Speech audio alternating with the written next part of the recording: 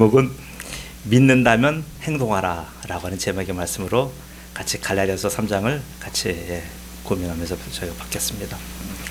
지난 주간에는 여러분 혹시 어떤 일이 있었냐면요, 삼수기와 삼식이라는 사건이 있었어요.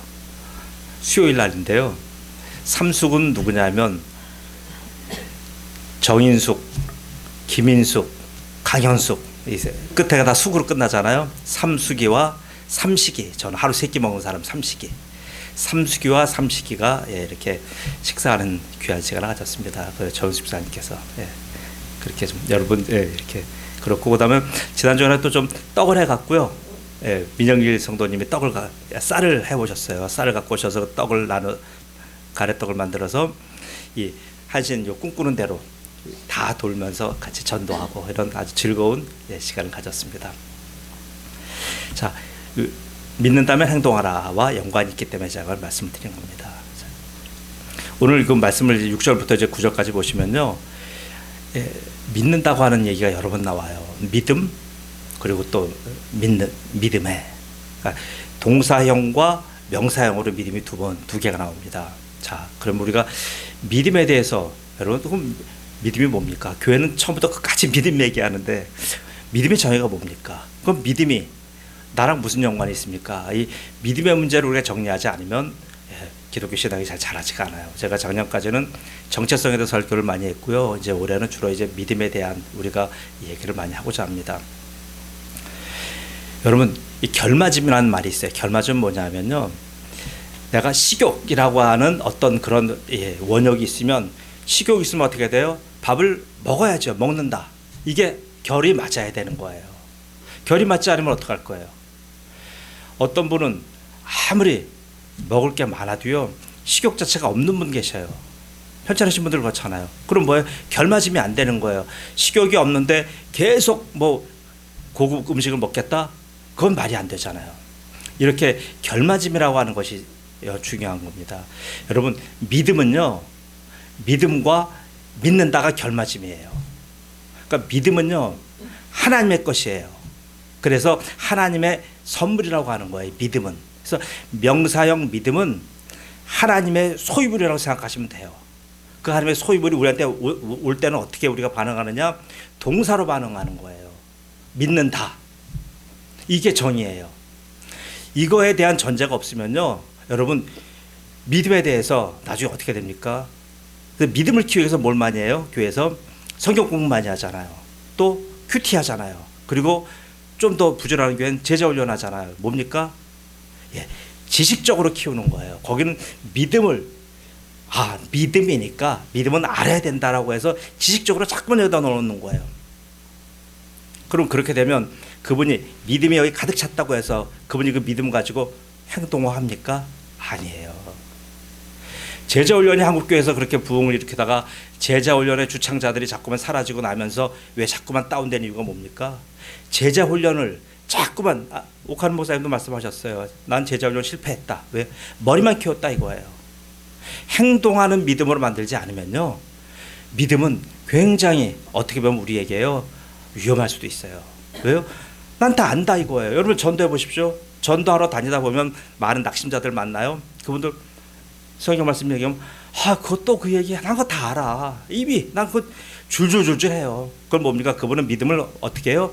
지식으로 갖고 계신 거예요. 그러면 그 지식 가지고 제가 그분들한테 이제 사달 긁지요. 자, 그러면 당신은 그 믿음을 가지고, 그 출중한 지식을 가지고 그걸 어떻게 그러면 당신한테 와서 행동화시킵니까? 그럼 그 믿음은 하나님의 선물인데, 물으면 그건 다 인정해요. 그럼 선물을 내게 받았을 때 나한테 결맞음은 무엇입니까? 라고 물어보면 답을 못해요. 결맞음은 믿는 다예요.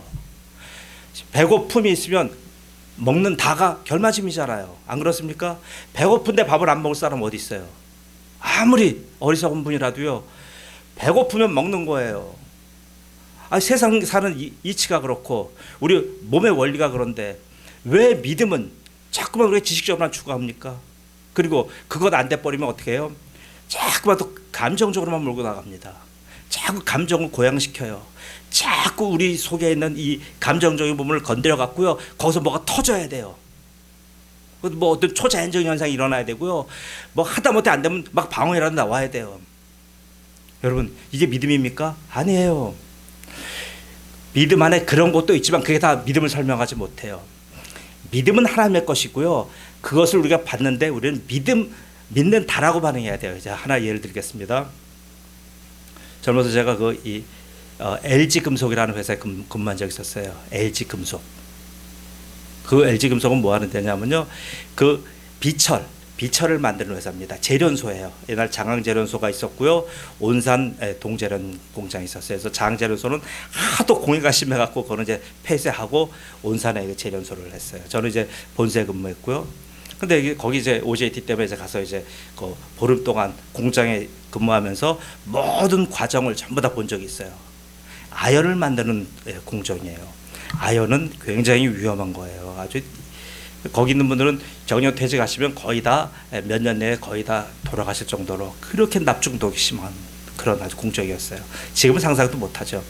근데 거기 보면 그 팔팔팔 끓는 나비 아연이 막 거기 끓고 있는 그 용광로에 나비 있잖아요. 그럼 그걸 가지고 그걸 믿음이라고 쳐요. 그러면 그걸 가지고 그거는 누구 거예요? 재련소 거예요. LS 동재련 거예요. 그거는. 그럼 내가 그걸 사겠다고 하면 거집이 팔아요? 안 팔아요. 왜? 거기 소유니까. 그럼 나한테 내가 살 때는 어떻게 됩니까? 내가 그것을 받을 때는 이미 어떤 다른 형태, 괴나 아니면 어떤 이 파이프나 어떤 형태가 돼 있어요. 그걸 가지고 내 용도에 맞게끔 내가 그것을 만들어 써야 돼요. 철강도 똑같잖아요. 쇳물이 나와요. 쇳물은 포항제철 겁니다. 포항제철한테 쇳물 팔으려면 쇳물 안 팔아요. 왜요? 그거 갖고 가다 큰일 나잖아요.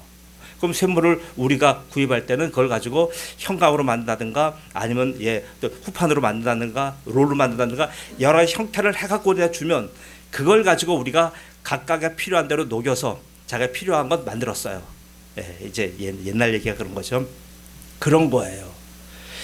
믿음은 하나님의 것인데 하나님의 것을 우리가 받으면 그걸 가지고 각자가 자기의 믿음의 정도에 맞게끔 자기의 상황에 맞게끔 그걸 가지고 만들어서 써야 되는 거예요. 이게 믿는다예요. 그래서 믿음은 무조건요 동사적인 거예요. 우리가 믿음을 자꾸만 명사적인 걸로 해석을 하니까 믿음이 안 자라는 거예요. 예수님이 오셔서 제자들 쭉 만나러 다니면서 말씀하셨잖아요. 다 뭐예요? 예수님이 그들하고 얘기하면서 그들에게 계속 풀무불 하신 건 뭡니까? 바로 그들에게 믿음의 행동을 계속 그들에게 풀무질 하신 거예요. 그래서 예수님은 그러셨잖아요. 나중에 여러 가지 주님께서 다 고쳐놓으셨고 주님께서 다 귀신 쫓아내셔놓고 나중에 뭐라 그러십니까? 내 믿음이 너를 구원했다라고 하시잖아요.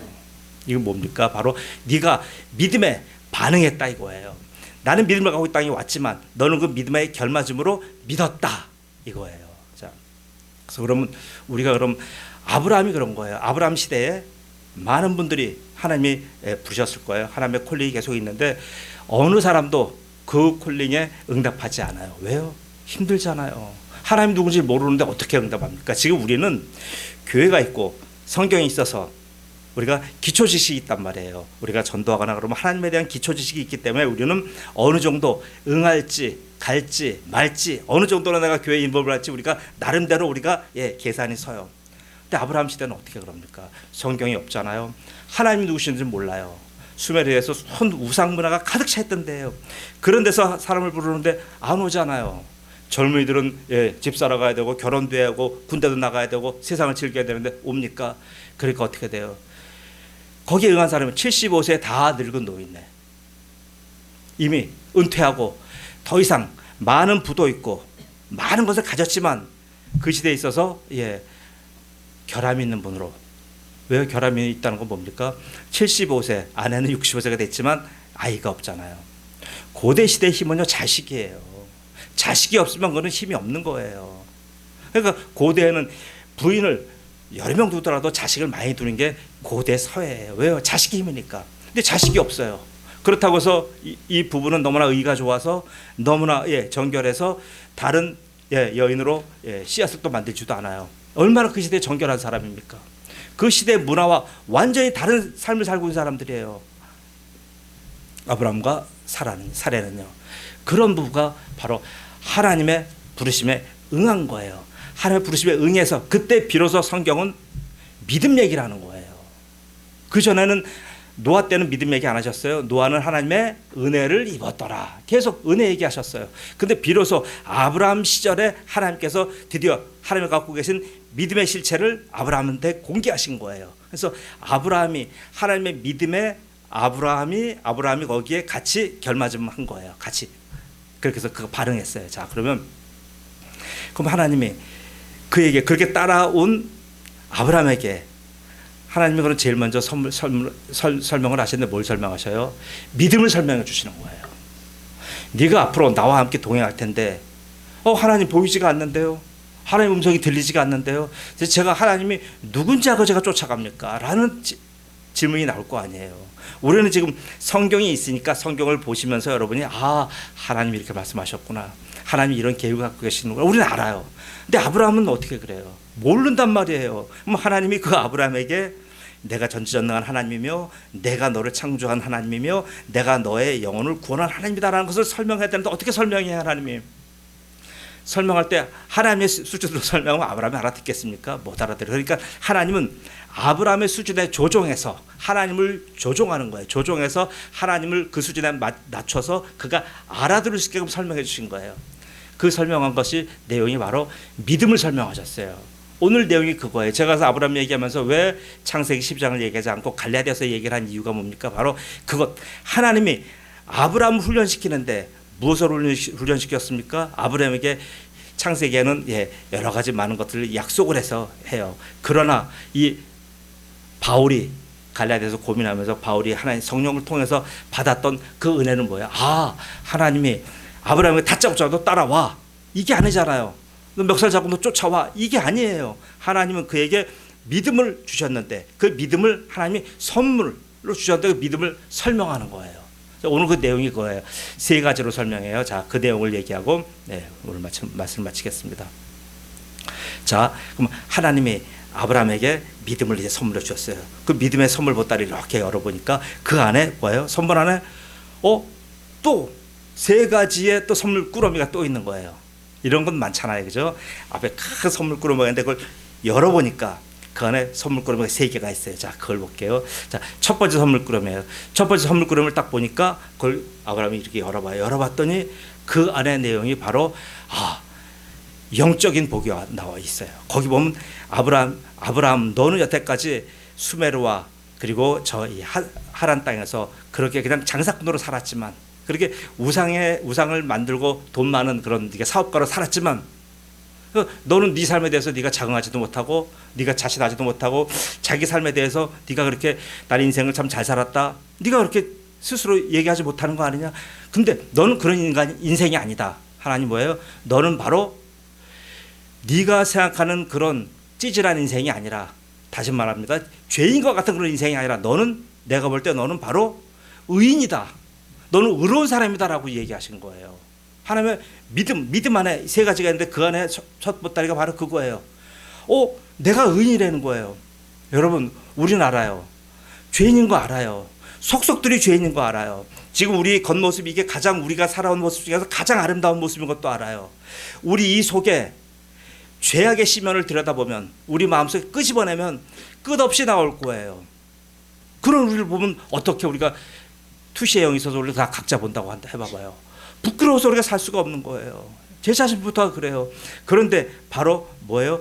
우리 봤더니 하나님이 아니야. 너는 죄인이 아니야. 너는 그렇게 지금 너가 지금 이렇게 고민하며 자식이 없어서 네가 그렇게 지금 이 땅에서 지금 이렇게 패배자가 아니야. 너는 의야. 너는 의인이야. 이 얘기한 거예요. 정체성에 대한 새로운 부여를 한 거예요. 믿음의 첫 번째가 뭐예요? 자기 정체성에 대한 확립이에요. 믿음이 내게 딱 오면요, 내가 누군지를 보이는 거예요. 내가 더 이상 죄인이 아니네. 내가 더 이상 삼류 인생이 아니네. 내가 더 이상 이렇게 막 살 사람이 아니네. 이게 보이는 거예요. 그래서 믿음에 반응하는 사람들은요, 그래서 도전이 되고요. 그래서 새로운 발전이 오는 거예요. 그냥 계속 자기가 계속 머물러 있지 않아요. 믿음이 들어가면 믿음은요, 아주 역동적인 힘이 있는 거예요. 자, 그게 의인이에요. 그래서 너는 의인이다. 그게 오늘 그래서 너는 이제 더 이상 과거에는 죄에 묶여 살았지만 이제는 너는 더 이상 죄로부터 해방되어 의에게 종이 되었다. 로마서 6장 18절 그 말씀이에요. 너는 이제 죄의 종이야. 너는 의의 종이야. 너는 의인이야. 이런 다고요. 그걸 얘기하면서 이제 그 예를 두 가지로 들어요. 왜요? 아브라함의 수준으로 하나님이 설명해 주시니까 두 가지의 그 의인이라는 것을 설명을 할 때 하나님이 두 가지를 얘기해요. 자, 어떻게 설명할 것 같아요? 여러분 같으면 하나님은 아브라함한테 설명할 때 자, 첫 번째 너는 법률적인 용어로 그 당시에 최고의 통치자는 왕이잖아요. 고대 시대의 왕은 전부 다 재판권까지 가지고 있어요. 왕이 입법은 없으니까 왕이 통치권과 재판권을 다 가지고 있어요. 그러니까 고대 왕은 무서운 거예요. 재판은 땅 때려버리면 끝나는 거잖아요. 재론이 없어요. 그리고 3심제도 아니고 1심제예요. 한 번 때리면 끝나는 거예요. 그 재판의 용어로 뭐라고 했어요? 하나님, 너는 죄인이 아니고 너는 의인이다. 땅.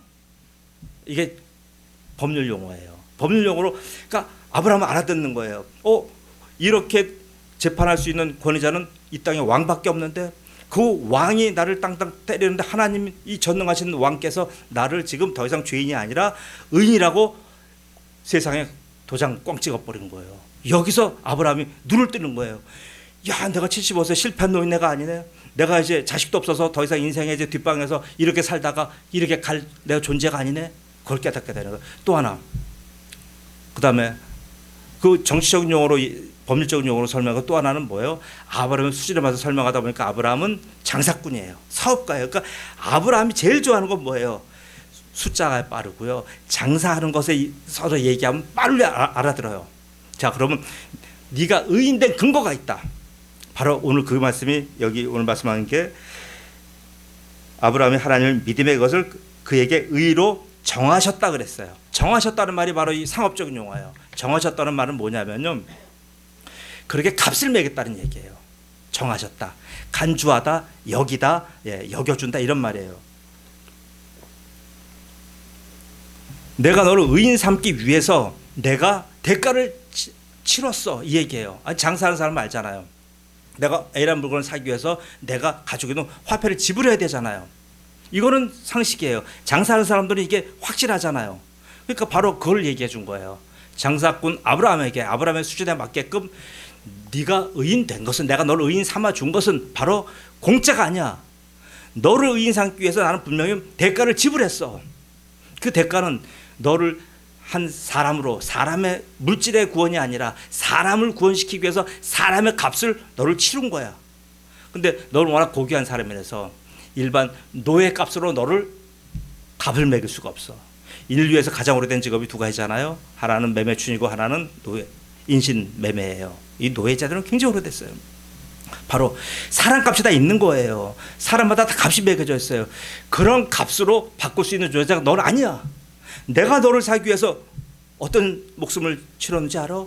내 아들 독생자 예수를 내가 너의 생명값으로 지불한 거야. 그 얘기를 한 거예요. 여기서 아브라함이요, 완전히 여기서 눈이 떠지는 거예요. 그리스도 예수 안에 있는 속량으로 말미암아, 그리스도 예수 안에 속량으로 말미암아 하나님의 은혜로 값없이 의롭다 하심을 얻은 자 되었느니라.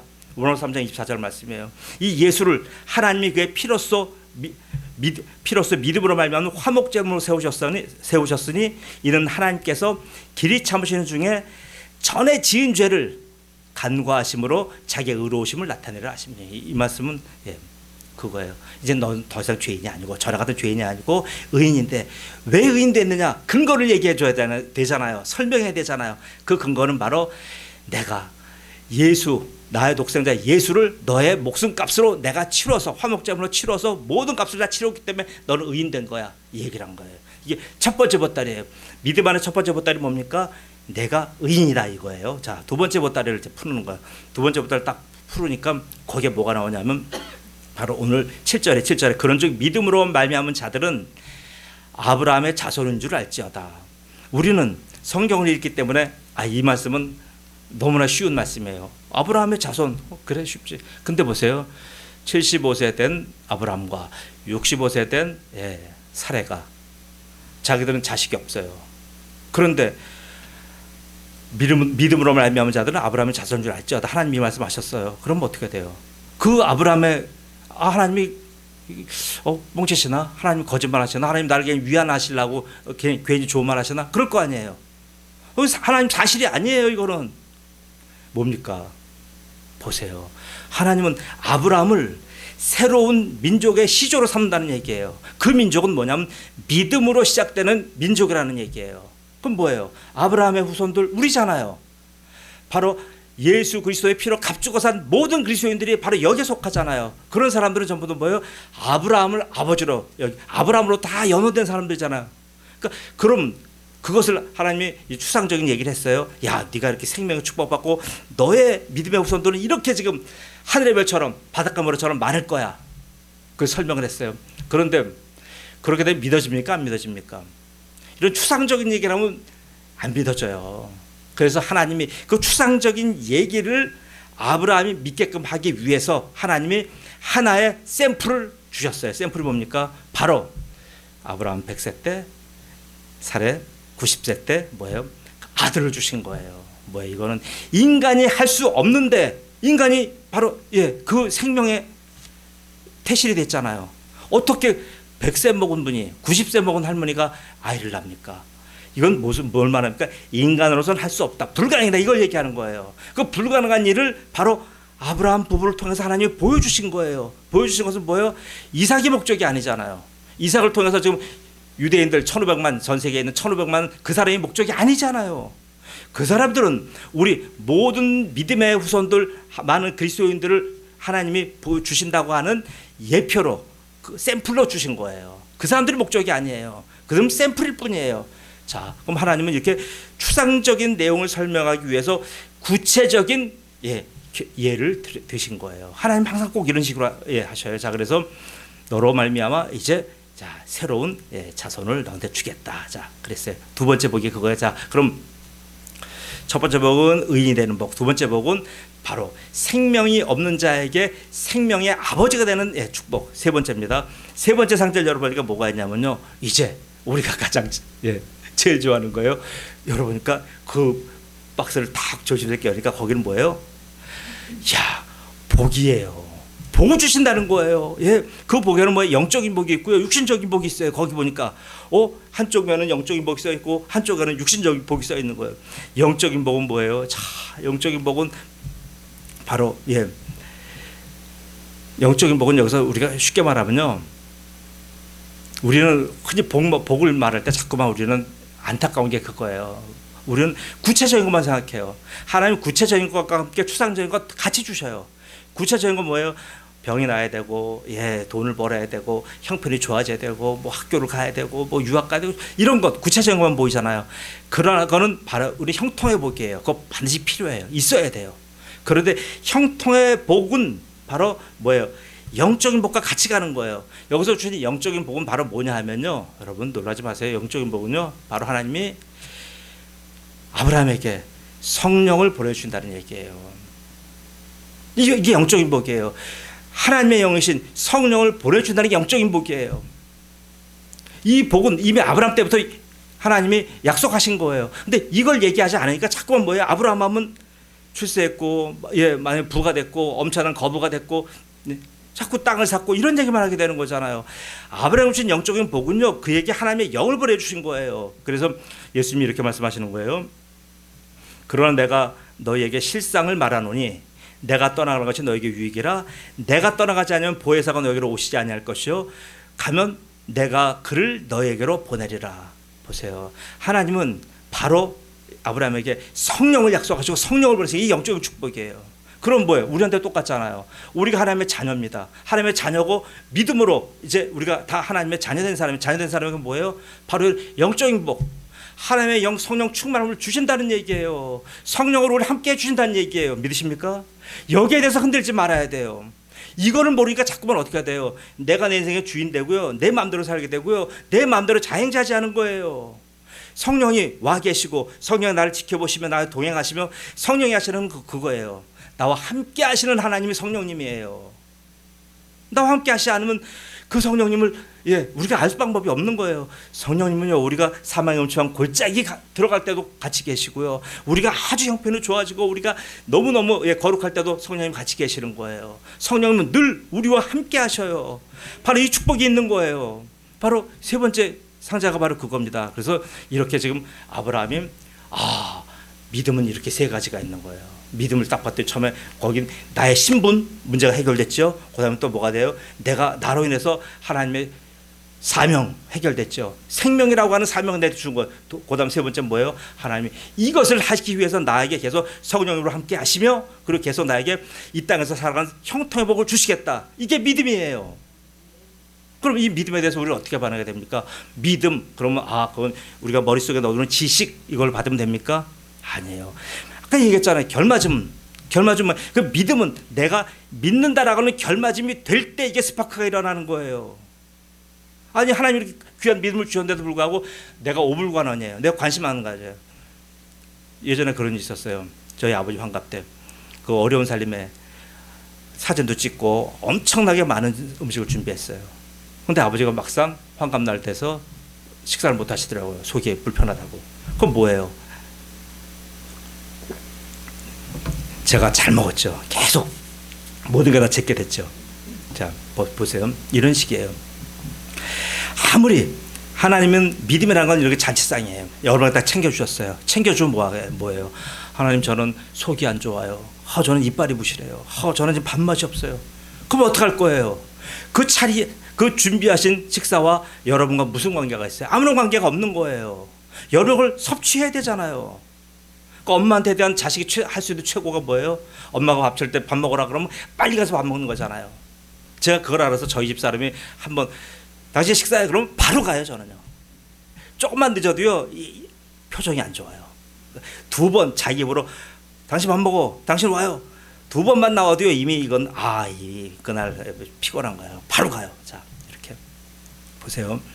바로 우리가 먹어야 되는 거예요. 믿음은 이거예요. 믿음은요, 그 하나님 주신 믿음에 내가 반응해야 돼요. 반응하지 않으면 뭐예요? 여러분, 미안한 얘기지만 야고보 사도는 그랬어요.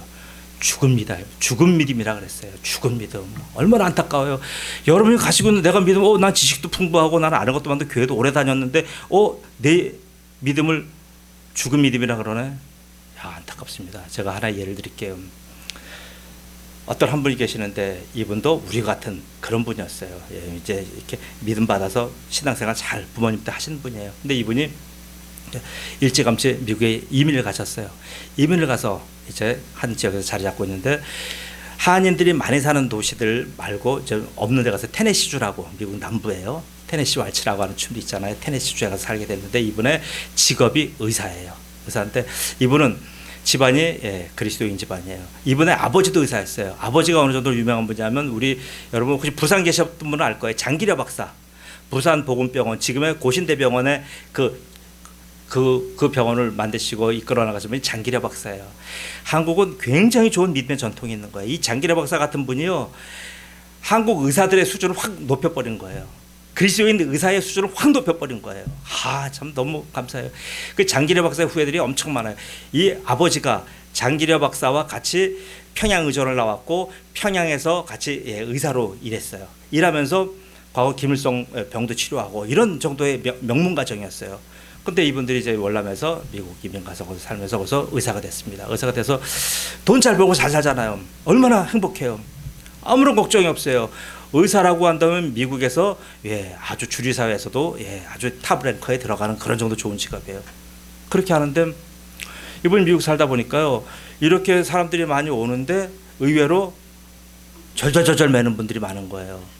왜요? 왜 그러십니까? 그랬더니 크레딧 카드가 없는 거예요. 크레딧 카드가 있어도 잔고가 없는 거예요. 또 하나 돈이 없는 거예요. 결정적으로. 그러니까 이분이 고민하는 거예요. 도대체 이게 뭐야 도대체? 왜 이 사람들 의료비가 없지? 그래서 이 사람이 미국의 실정을 그 당시에는 이제 관심이 없다가 쭉 보니까 이 미국이란 나라가 이게 만만치 않은 나라예요. 자기는 어느 레벨에 올라갔으니까 그런 게 몰랐는데 봤더니 미국의 3억 5천 인구 중에서요 무려 5천만 명이 의료보험 사각지대, 의료보험이 안 되는 거예요. 그리고 3억 인구 중에서도요, 의료보험이 다 거기는 사설 의료보험에서 다 등급이 달라요. 어떤 사람 의료보험은 전적으로 다 해결되는 질병이고, 어떤 거는요, 의료보험이 있어도요, 이빨 하나를 뽑으면 되면 몇백만 원, 맹장수술 하는데 몇천만 원. 이거 어떻게 살아갑니까? 그런 취약계층이 너무 많은 거예요. 그러니까 이분이 그리스도인으로서 너무나 답답한 거예요. 하나님 도대체 어떻게 해야 됩니까? 그러니까 하나님의 음성이 들려오는 거예요. 내 이웃을 내 몸과 같이 사랑하라는 음성이 들리는 거예요. 그러면 그에게 믿음이 그렇게 왔어요. 왔을 때 어떻게 내가 반응해야 되나 봤더니 이분이 안 되겠다 싶어서 그 다음에 자기의 병원을 절반을 해갖고 여기는 돈 내는 환자, 여기는 돈 못 내는 환자 똑같이 치료했어요. 그러다 계속 그러다 보니까 어떻게 돼? 나중에 점점 이쪽에 돈 무료 치료하는 환자들이 점점 많아지는 거야. 많아지니까 이분이 나중에 결단을 해요. 유료 치료를 완전히 접어버리고 병원을 통째로 무료 진료소로 바꿔버려요. 그분이 김유근 박사예요. 김유근 박사가 지난주에 돌아가셨어요. 1월 16일 날 81세로 돌아가셨어요. 참 굉장히 훌륭한 분이에요. 우리가 몰라서 그렇지 미국의 성공한 한인들 중에서요, 진짜 이 정도로 미국의 바닥층부터 상류층까지 마음을 움직이시는 분 없을 정도예요. 김유근 박사. 그분이 이제 그러면서 무료 진료소로 바꿨어요. 무료 진료를 바꾸고 쭉 나니까 이제 어떻게 돼요? 환자가 계속 몰리는 거예요. 몰리니까 자기 혼자 감당할 수 없어요. 자기가 기껏 해봐 하루에 몇십 명 먹고 있다는데, 그러니까 자기가 월급 주면서 의사를 고용하고 또 그렇게 자원봉사 의사를 막 이렇게 해서 돌아갔어요. 돌아가면서 하는데 이분이 이 무료 진료를요, 무려 17년간을 했어요. 미국 사회에서 그런 거예요. 한 해, 두 해는 할 수 있겠지. 근데 무려 17년간을 이분이 그걸 했어요. 야, 놀랍잖아요. 그러니까 이분이 어떻게 그러면서 하니까 병원비가 없잖아요. 약 살 돈이 없잖아요. 어디 다른 검사 다른 데서 가서 받아야 되는데 돈이 없잖아요. 그러니까 이분이 어떻게 했냐면 이분이 하나님 준 지혜로 5손가락 운동을 하는 거예요. Five Fingers 캠페인을 이분이 만들어가고 그걸 뭐예요? 이건 뭐냐면 바로 곧 하루에 원데이, 의사 한 명이 원닥터, 환자 한 명을 원 페이션트, 한 교회 도움으로 원 처치, 그리고 $1로 무료로 진료하자고 하는 그 운동을 미국 사회에 해요. 그러니까 많은 미국은 원래 도네이션 문화가, 이 기부 문화가 미국은 많이 있잖아요. 그러니까 많이 탑재 그걸로요 계속 병원을 유지해 나간 거예요. 그러니까 미국의 주류 사회에서요 이런 의사가 없잖아요. 미국 자본주의 사회는 그런 거 이해 못 하잖아요. 그러니까 이분에게 뭐 제퍼슨 상이든지 미국 우리가 구경도 못한 생전 그런 상들 막 줘요. 한국에서도 그에게 훈장을 줬어요. 그분 김유근 박사. 그래서 그 낙스빌 시에서는요, 2008년 7월 22일을 하루를 김유근의 날로 선포를 해가지고 그날을 김유근 박사를 막 기렸어요. 그 정도로 미국에서 유명했던 분이에요. 자, 제가 왜 이분 얘기를 합니까? 믿음은 아무리 지식이 많이 알고 가슴이 뜨거운 그거 자기한테만 유리해요. 하나님이 우리한테 그 믿음 주신 이유는요, 믿음의 결맞음 원하시는 거예요. 반응하라 이거예요. 그 믿음과 믿는다가 같이 맞아야 믿음의 스파크가 일어나고 역사가 일어나는 거예요. 왜 나는 아무리 교회 다녀도 역사가 없을까? 왜 아무리 난 다녀도 도대체 이게 나는 긴가민가 도대체 모르나? 바로 그래요. 내가 믿는다라고 하는 나의 행동, 나의 움직임, 나의 드림이 없잖아요. 교회에서 믿음 잘 자라는 분들 보셔요. 주방팀 분들 또 성가대 분들이 믿음이 잘 자라요. 왜 그렇습니까? 이분들은 행동하잖아요. 자기 누가 힘 안 든 분 어디 있어요? 누가 일주일 내내 힘이 넘치는 분이 어디 있어요? 다 힘 딸리고 다 지치고 다 힘든 거예요. 그럼에도 불구하고 나물 하나 무쳐오고 그럼에도 불구하고 음식 만들고요. 왜요? 뭐 때문에 합니까? 좋아서 하시는 분 계시지만 이게 내가 할 수 있는 것은 이거밖에 없습니다. 주님, 제가 주님께 대한 사랑이잖아요. 주님이 주신 믿음에 자기 믿는다라고 반응하는 거예요. 사랑하는 성도 여러분, 이제 한 해가 시작됩니다. 이 한 해도 주님께서 여러분에게 믿음 주셨어요. 그리고 그 믿음이 다 나타나는 양상이 달라요. 뭐 때문에요? 하나님 주신 믿음의 차이가 있다고요? 아니요. 믿음은 다 동일하지만 여러분이 믿음의 반응 정도에 따라 달라지는 거예요. 여러분, 구원은 전적으로 하나님이 하시는 거지만, 구원은 전적으로 하나님이 전부 다 이렇게 주신 것이지만, 믿음은요 우리의 반응을 필요로 하는 거예요. 우리의 행동을 필요로 하는 거예요. 이거 하지 아니하면 믿음은 안 자라요. 그럼 나중에 어떻게 될 거예요? 난 우리 목사님 이런 거 안 가르쳐 줬는데요. 그렇게 말씀하실 거예요? 하나님 앞에 가서 이렇게 하면요, 믿음에 반응한 사람과 반응 안 하는 사람 차이는 그거예요. 상급의 차이가 나는 거예요. 하나님 앞에 가서 엄청난 상급이 차이가 나고, 또 하나요, 그 상급이 내 자녀 때에 상급이 돌아가는 거예요. 그래서 그리고 믿음의 충성을 많이 잘한 분들의 집안들 보면요, 자식들이 잘 돼요. 왜 잘 됩니까? 그 믿음이 계대돼서 그런 게 아니고요, 바로 하나님이 상급을 주시는 거예요. 그거 어떡하란 말이에요. 그걸 하나님이 그렇게 주시는 건데, 그러려면 우리가 어떻게 돼요? 그러니까 믿음의 반대말은 이기적인 거예요. 셀피시한 거예요. 그래서 우리가요, 믿음에 무조건 반응해야 돼요. 믿음이 왔을 때 내가 첫 번째 드는 생각으로 반응하셔야 돼요. 여러분, 그렇게 반응하시면요, 하나님이 여러분의 인생 책임져 주세요. 걱정하지 마세요. 두려워하지 마세요. 그러면 금년 하나도 주님께서 인도하시는 놀라운 인생이 여러분께 넘칠 겁니다. 기도합니다.